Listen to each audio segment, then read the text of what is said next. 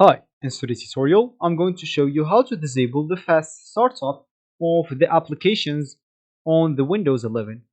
So the first thing that you would like to do is just go and open your PC, and of course it should contain the Windows 11. If you're a Windows 10 user, you can just go into your settings to upgrade into Windows 11 right now and for free. Of course, you can run the installation of the Windows 11 into the background of your PC if you want to keep using your PC in the meanwhile.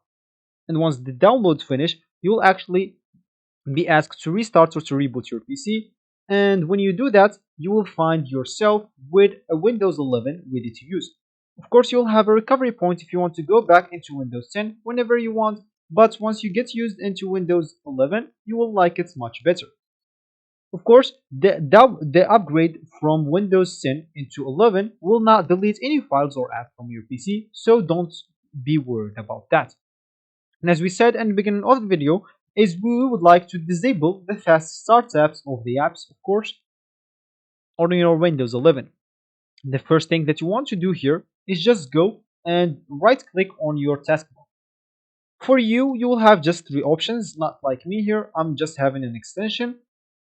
For you, will have the sign in option, the task manager, and the taskbar settings. For you, just click add task manager and let's just make it bigger. Here, I would like to click add this fifth option, 1, 2, 3, 4, 5, which is the startup apps.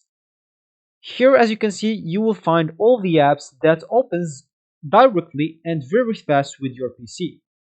Of course, you can disable any of them, but of course, some of them are actually necessary, so be careful about that. So of course, if you want to disable anything, just go and left click on it, then click add disable right here, or you can just right click on it and disable it.